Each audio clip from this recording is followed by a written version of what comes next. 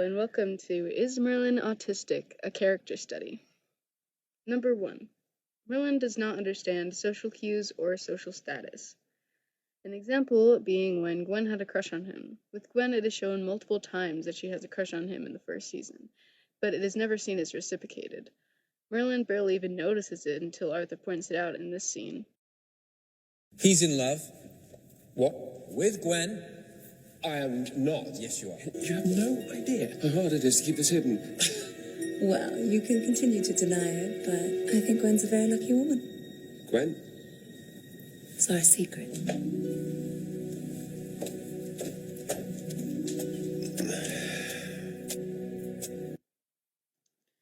He doesn't even see her giving him a flower as odd, and shown by later when he gives Morgana flowers, he sees it as a friendly gesture, which Arthur once again points out it is not.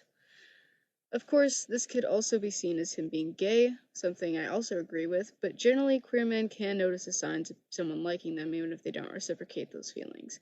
And as a gay, autistic, masculine person, I found this very relatable. There are many times in my life where I did the exact same thing and did not understand when people gave me hints that they liked me.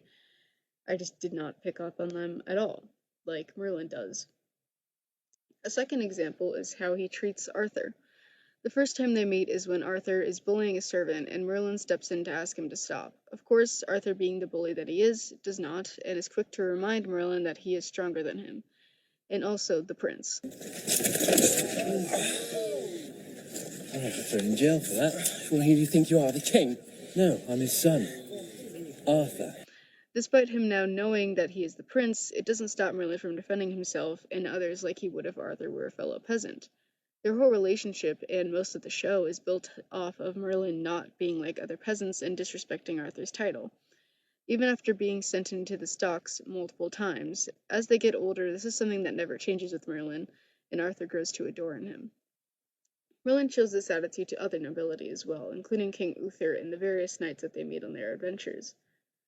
It reminds me very heavily of when I was a kid and I would fight back against teachers and other adults, getting into full-on arguments about how I was just as intelligent despite being a kid, even after being reprimanded for my behavior. This is very common in autistic people, to have a strong sense of morality and not understand social cues, or, well, social status as well as social cues. This is also interesting because it doesn't seem to come from rebellion against nobles, but more of a general lack of understanding of the fundamentals of nobility, and why he should respect them in the first place if they're not any different to him. The nobility, I mean. He's also generally awkward and friendly. When him and Arthur meet, he has no problem calling him friend. He is also very sociable and outgoing. This isn't a trait specific to autistic people, but some autistics do tend to be very outgoing even if the friendliness isn't reciprocated. And it can be a symptom of autism. Number 2, Merlin stims. This isn't as common for him, but there are various scenes where he is seen pacing, humming, and most of all, scratching his head. Will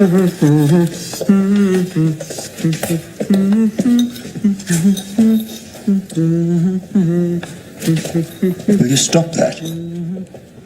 What? Sit down and eat your soup.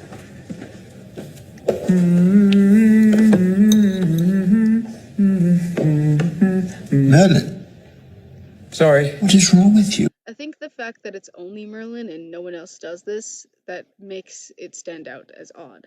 Even as he gets older, he can still be seen stimming, especially when he's talking to Arthur.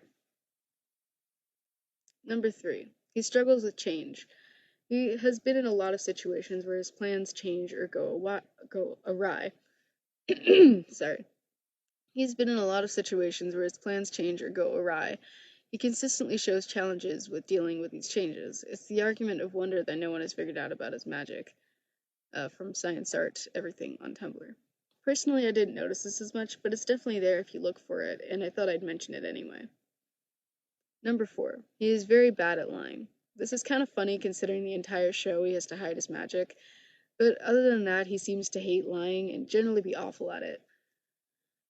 This is probably because he sees the magic lie as more important than just lying for small things. Number 5. He thinks in black and white and has a strong sense of morality.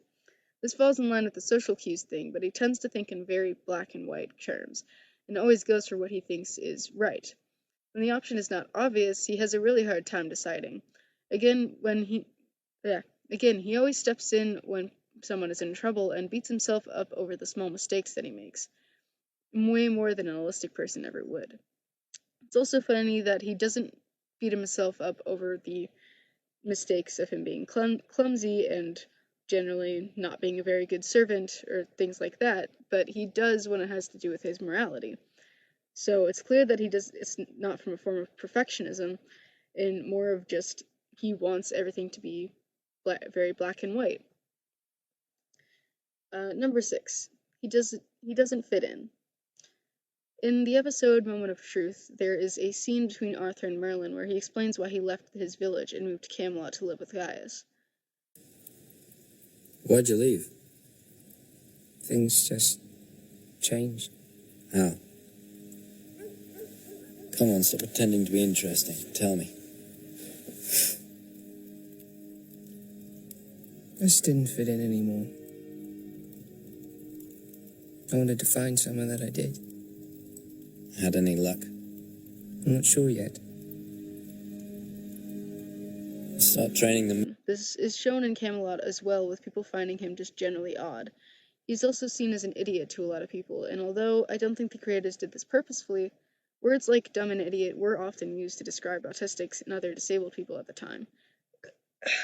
Not even as insults sometimes, just descriptors. Again, I don't think that this was intentional, but it is interesting. There are also many other scenes where he explains how he doesn't fit in, partially due to being a sorcerer, but it can also be explained by him being autistic. There are many other reasons for people to headcanon him. There are many other reasons for people to headcanon him as autistic, but I didn't want to make this too long, and these were the most prevalent symptoms anyway. Remember, this is just a headcanon, and if you don't agree, that's perfectly fine. I'll see you all in the next video. Bye!